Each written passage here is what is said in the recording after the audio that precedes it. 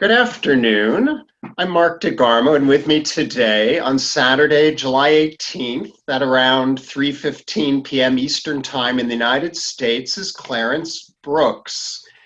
And Clarence and I met last October at the National Dance Education Organization's annual conference in Miami, Florida. I got to see him perform in the Florida Dance Showcase, which was spectacular, and he was spectacular. And having heard about him for so many years, it was really a delight to get to meet him, and I'm so pleased to have him with me today. Welcome, Clarence. Would you introduce yourself, please? Tell us a bit about your background and also what geographic location you're in today. Sure. Thank you for having me, Mark. My name is Clarence Brooks. I am coming to you from Boca Raton, Florida, where it is probably 90 degrees out and 90 degrees of humidity, but also a very cloudy, rainy day. So kind of sticky out. I started off as a classical, neoclassical ballet dancer with a couple of companies out in the Midwest, toured with a whole range of neoclassical, classical ballet companies for about 9 or 10 years outside of New York City, and then decided to move to New York, but I thought would be maybe for 3 or 4 years. And then that ended up being another 9 or 10. I was lucky enough to get to perform with Nikolai and Mary Lewis, the combined dance company, the year that Awa Nikolai died. I worked with Laura Dean in her company the last 2 years of that company. I was fortunate to work with Anna Sokolow for the last 8 of the 10 years of her life. Some others were Robin Becker, Deborah Carr. It was quite a bit, quite a number of dance companies that I got to work with when I lived there in New York. And then I had a series of injuries and decided to go back to school. Got my certificate in movement studies, movement analysis from the Laban Bartuniev Institute in New York City, and then went to grad school at the University of Washington in Seattle. And now I am an associate professor and director of dance at Florida Atlantic University in Boca Raton, Florida. And that's close to how we met at FDEO or NDEO in Miami last fall. Oh, that's so marvelous, Clarence. Oh my goodness, all the intersections, no wonder. I mean, we must have come so close. We probably met in New York, or we certainly crossed paths, because I auditioned for Laura at one point, ended up turning her down because of the terms of the contract for BAM, Brooklyn Academy of Music. That'll be in my memoir for sure. And then also Anna Sokolow I had met at Juilliard, also turned her down to work with Players Project after Juilliard because I wanted to do my own work. But I so admire Anna and her brilliance working with us. Were you with the Players Project? Exactly. Anna Sokolow's Players Project, Jim May and Laurie May. Exactly. Exactly. Oh, now I'm heartbroken. I said no. We would have gotten to work together. Darn. It's a small world. I keep telling people it's the same 6 people. We just move from one company to the next. So, yeah. Absolutely. Oh, Mm-hmm. that's so marvelous. I wonder if you might talk a bit about your creative process and, maybe comparing pre-COVID lockdown to the current moment, how the current moment has impacted your approach to your creative process. I mean, maybe defining it a bit too, because I know you wear many hats and you're responsible for many other people as well as an associate professor and director of a program. So I've been in quarantine like most of the world, or the more responsible of us in the world. I've been in quarantine since March, which happened to coincide with our spring break. So I've basically been somewhat housebound since then. My process for the different kinds of work that I do has only been somewhat stilted, stented, stifled by the fact that I don't have a large space to move in. But a lot of it begins within my creative space, within my head and my mind. And then I play from that, and then I go into a space and start to physicalize the movement, whatever it is that I'm dreaming about, contemplating. I've got a tiny little space in my bedroom here that I can do some of it in. I can throw out a yoga mat. I've been doing yoga regularly for the past 3 weeks. And then there's a very long corridor outside of my apartment. That's the corridor for the apartment building. It's semi outdoors, but it's got a long overhead, and I can do some long phrases of movement there. Nothing, jumping. It's all cement. And then I can bicycle 15 minutes to the university, and I could be in the dance space as well and be able to use that space to really start to, really embody the movement more physically and really take up space. But it really does begin with just ideas that I then play with mentally, that I dream on. One of my really crazy kind of unusual ways in which I process movement, believe it or not, is to actually take out the ironing board and to iron. For some reason or other, that action of turning on the steam and pressing fabric it connects something within my psyche, my physicality, and things start to gel, or at least to come into some kind of pathway or some kinds of connections. And I have my face masks, and I wash them by hand in soap and water for 30 minutes, and then I rinse them in very hot water, and then I sit them in this very hot window to dry out in the sun. And then once they're dried, I take out the ironing board and I iron my face masks and my head wraps, because I have dreadlocks that go down to my hips. And so I usually wrap them with that, and this helps me to process. So in a bit, I'm kind of doing what I usually do, but then the part that's missing is, of course, getting into the studio and having bodies to then actually do some of what I've come up with. So that's about the only thing that's different, I think, right now for me. So, are you working with other performers at this stage, or not? We are we're planning a virtual concert in the fall, probably in late October or early November. I want late October because I would like it to be just before the elections, because I would like part of the, I'm a very political being. I'm sure we'll talk about that in a moment too.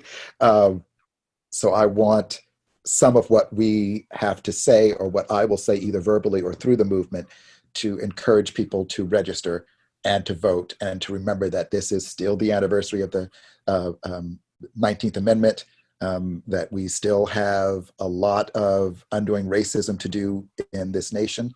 The dance that you saw me perform was created by a cis straight white male, Demetrius Klein, but it was using the soundtrack of James Baldwin, who has been my idol, a mentor, a God figure of mine since I was 12 or 13 years old, when I was starting to understand that I was different than the others who were around me, and not understanding or knowing what queerness was. And so this was the soundtrack of the dance that you saw. And that soundtrack sounded like it had just been happening today, when it was happening something that had happened 50 years ago.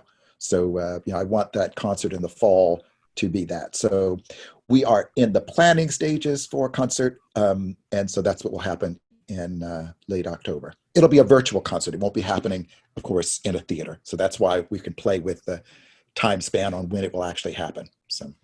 Well, that's wonderful. I can't wait for it. So I can't wait for you to send out the notices around it, and we'll help push that out, I hope. Oh, I appreciate that too. Of course.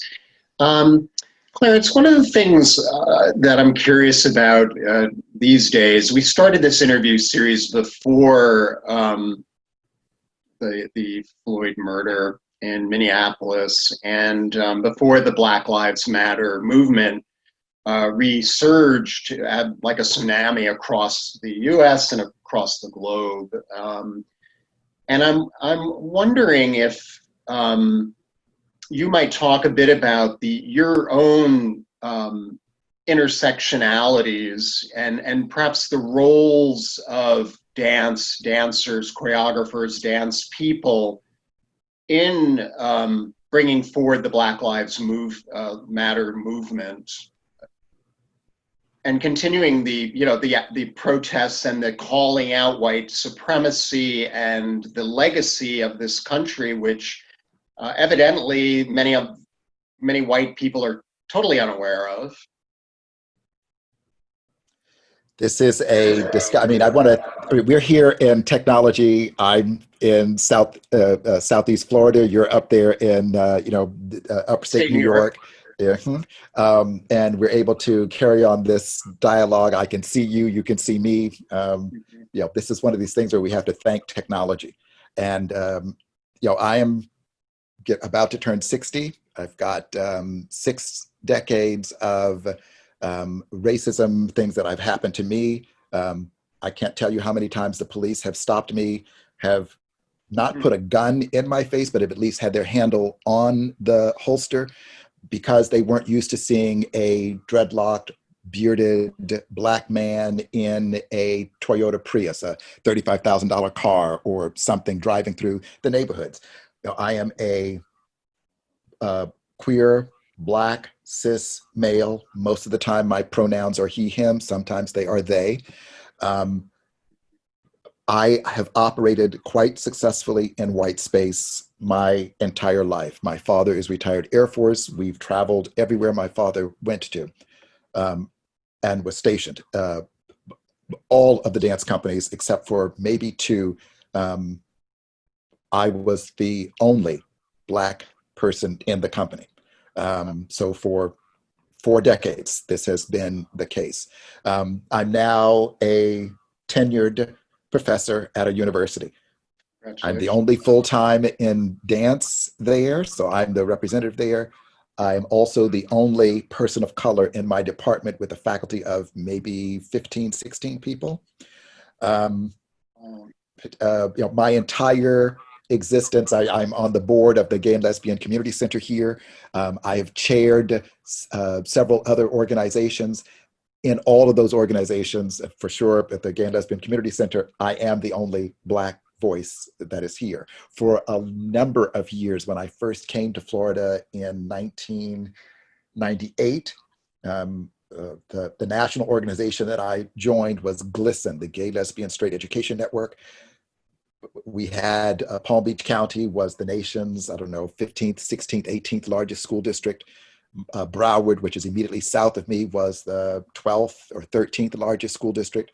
Miami-Dade, which is an hour south of me, was somewhere in the range of either first, second, or third, according to population in New York City or Los Angeles or here, and how the populations would shift. So this, what we call the tri-county area, these 3 counties are basically one metropolis.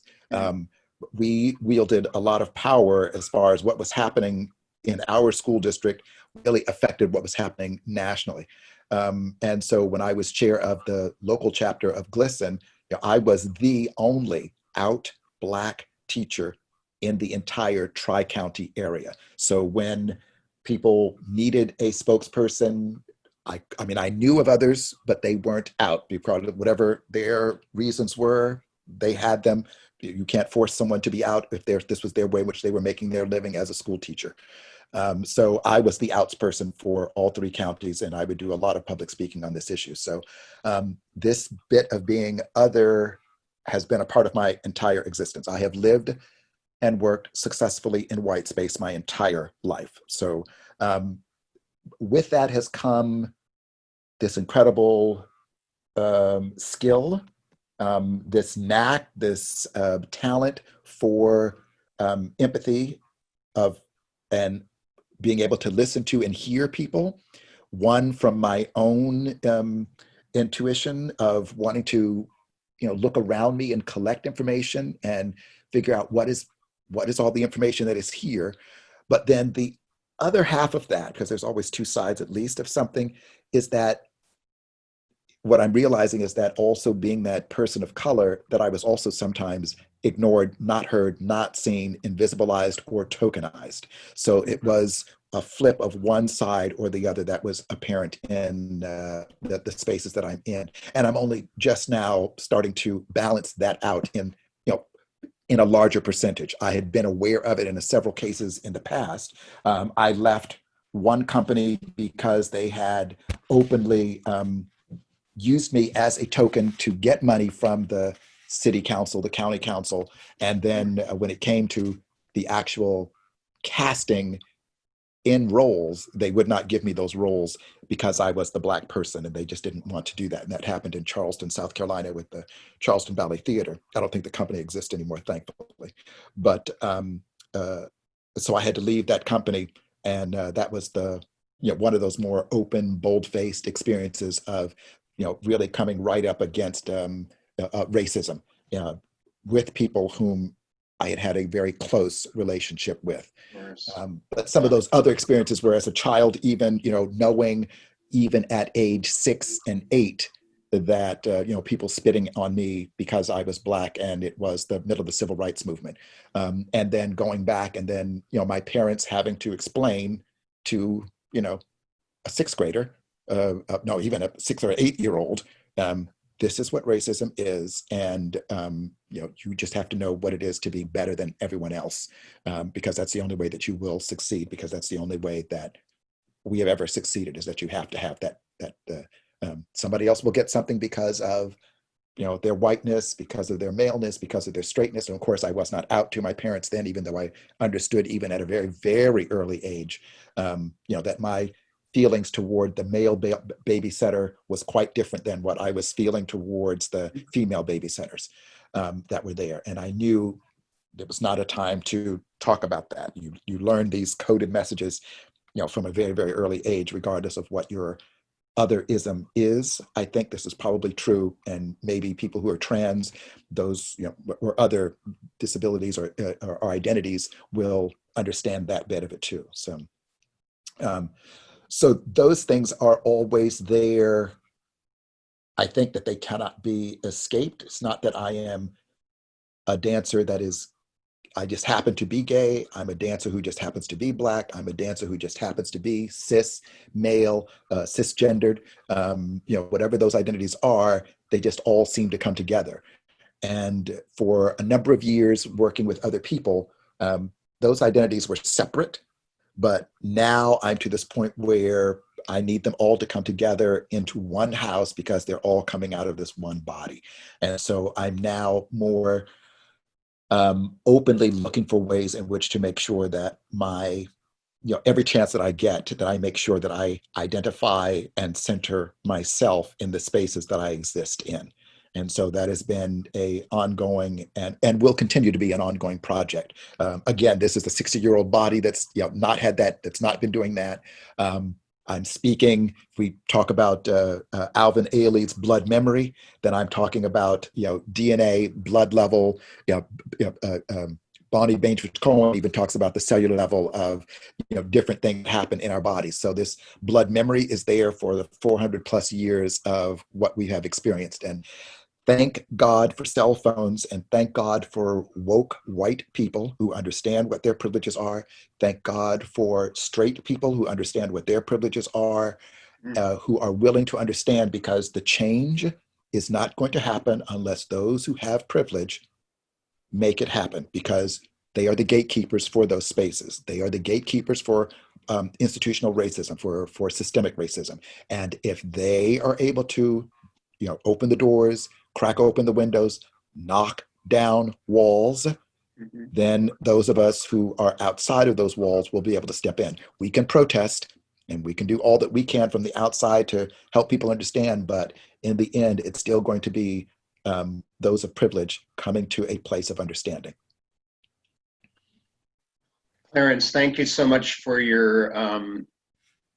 sharing your experience, your deep experience, and your lifelong experience.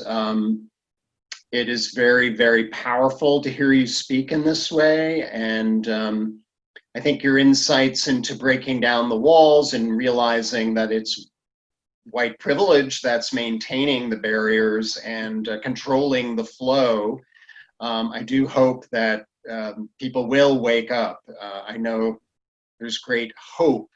We know it's not going to be easy, because we also know people don't easily give up the kind of privileges that we've seen including at the highest levels of our country today. And, but thank you so much for sharing such a personal narrative. And, I think being 60 at this point, there's something very special about the synthesis that probably occurs in us as human beings, and calling for a kind of new awareness of who we are and the power of our presence. Yes, I was just speaking with a friend on a phone call right before, two friends of mine, longtime friends, two Asian American women, and we were talking about experiences of being people of color in dance companies and what we've seen and heard. And one of them, Barbara, was sharing with me that she had listened to a podcast of some sort with a professor somewhere. I'm not have to get this from her because I do want to hear it. Was talking about how this professor feels that we are at this nexus, that we're right on the edge. And this professor's experience, her area of expertise was on the bubonic plague, and how from this, where like 2/3 of Europe died possibly from this, these diseases. They still don't know how many people, but it really hit Europe more than it hit any other places of the world.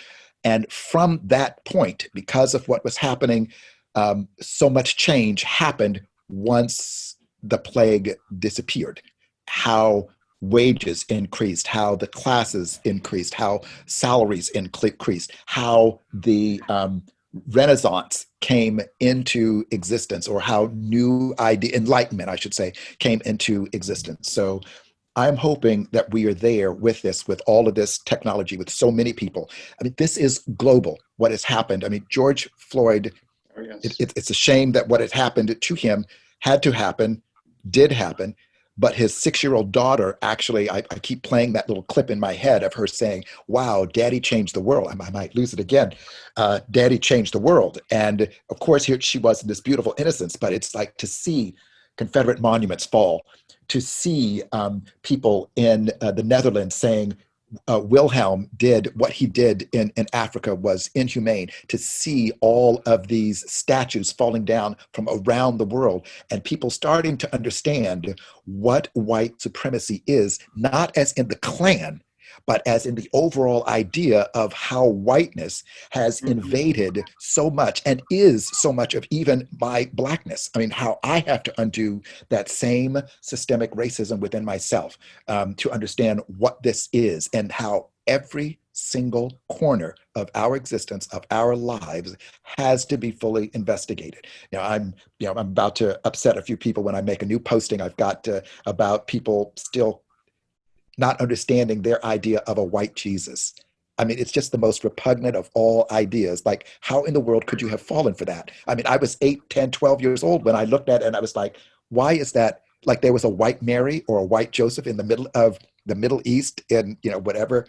And mind you, I'm also atheist, so I really have no skin in this game. I don't really care one way or the other, but I do want to make sure that people understand that if they're going to, their level of having to investigate this needs to go much deeper than they think they really need to be doing. People are putting out their wonderful statements, but they need to make sure that they walk the talk of those statements, and that there are people out there now who are making sure that that does happen. We have to make sure that we do make the change. And I think we're there at this nexus, just like at the end of the plague, that something dynamic and dramatic is going to happen. I can't see that it's not going to happen, because we've got indigenous people out there, and people are starting to understand, get rid of this idea of Columbus doing something. It's like I am now catching people making statements right when I want to yell in there, no, Captain Cook did not discover Australia or New Zealand or India. It's like, no, there were people already there. It's like all of these kinds of things, people are starting to make these kinds of statements about, and it's like, great. This is really, really fantastic. So I do think we're going to make some strides this time around, and I hope we can conquer a lot of it. And I think also years ago, I did when I came to Florida and I was starting my activism, LGBTQ activism, and I didn't quite understand what trans was. I knew people who were drag queens. I had played with as a drag queen, but that's not the same thing as transgender. And so I wanted to understand what this was. And so Compass and Glisten and a couple of the other LGBT organizations got together, brought in a speaker whose name I have long forgotten. And she spoke about what it was from her perspective. And the thing that really has stayed with me for so long, she made the statement that if homophobia could fall like a skyscraper falling in an earthquake, then in her eyes, she also thought that sexism would also fall. She felt they were on the same level in a building that was a rickety foundation. Or if sexism fell, then the homophobia and all would fall. So I'm sending her incredible positive energies for keeping that with me all of these 2 decades. And I am hoping that what she believed does indeed come true, that if we can pull one out from the other, the whole damn thing will fall into a different place, a better place. Here's hoping. Here's hoping. There's so much goodness that can emerge. There's so much diversity and richness in human being populations. That's the kooky thing that, it's like you let one child not advance, you might miss the next, solution to the COVID vaccine. Yes. It might be that individual that you're not allowing to fulfill her promise and her potential. Mm-hmm. I sit here and I'm thinking, as you're saying that about you're talking about intersectionalities, I'm thinking of the ballerina Michaela de Prince, the orphan who had lost her parents to the genocide in Africa, and how this a white American Jewish family adopted she and her twin sister.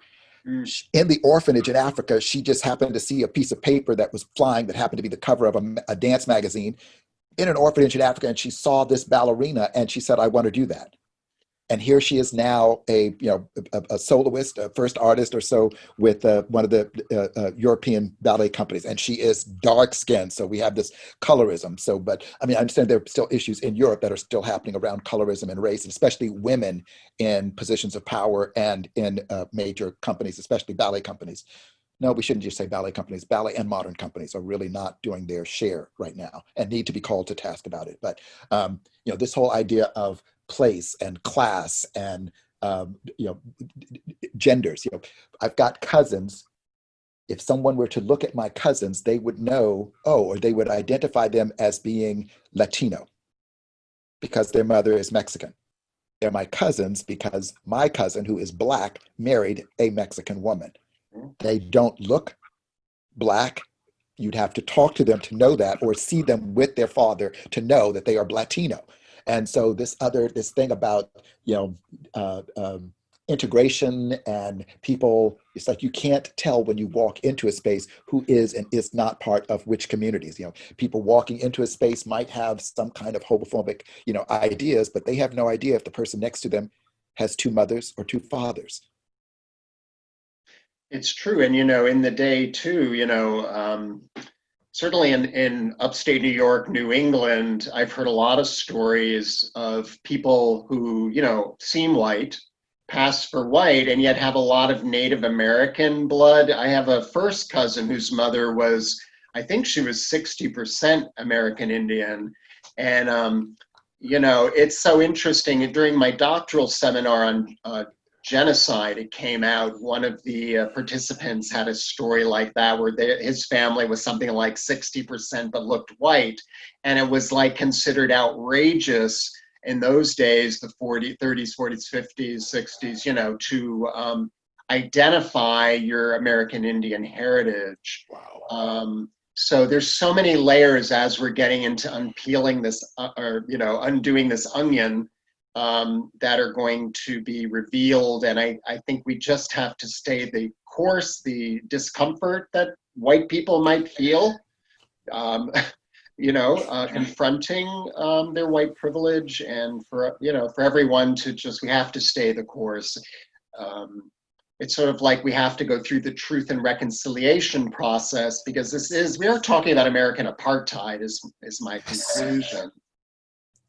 I completely agree, and that is a perfect analogy there. I'm sitting here looking at I was looking at just a brief history of the fall of apartheid and how it was university or youth in colleges around the nation and then around the world who were wanting apartheid to fall in South Africa, realizing that the governments, we had Reagan in office here, whom I have never, ever liked, never, ever will, because of what his history was with HIV/AIDS and the at least 33 people I know who died.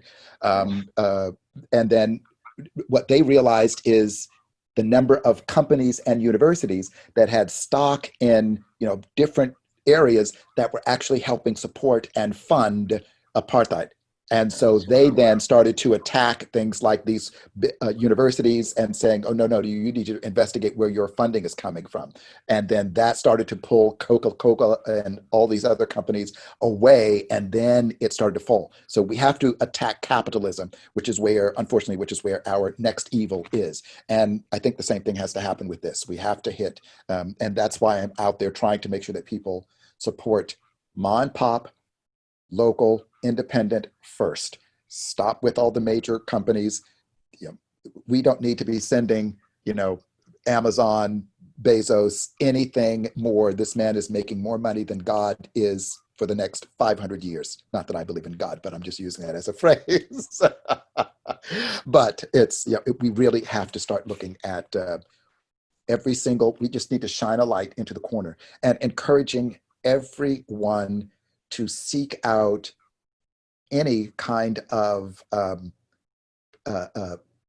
lessons, trainings in undoing racism, in looking at whiteness, reading text, doing book studies, and all. Just really, really engaging it, because the places where these things sit, it's like it's a cancer that has gone throughout our mental, physical bodies, that is just sitting there, and then you don't realize it because it's been sitting there, quote, benignly, but it's been malignant in somebody else's life. And so we need to go in there with a scope and find out, okay, here's where that systemic racism has been sitting. I've been holding it in my space of religion by sitting up here looking at a white Jesus and a white Mary and a white Joseph and a white baby in a manger at Christmas time and the white Santa Claus or whatever it is, and realizing, okay, so, all right, so how was it that I'm getting, my mama and daddy are about to die and I'm going to get some inheritance from them? It's like, there are a lot of people who do not know what,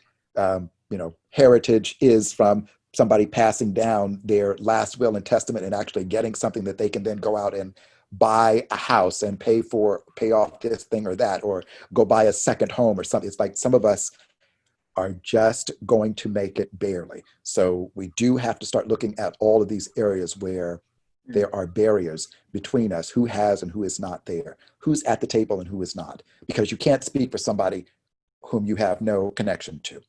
And for me, I work it out in the dance studio, I work it out in my dancing, but I also work it out in my political activism, my social activism. If you are a queer person, if you are female, if you are a person of color, if you are disabled, the very fact that you are alive is a political statement. Own your space. Don't give any apologies for it from here on out.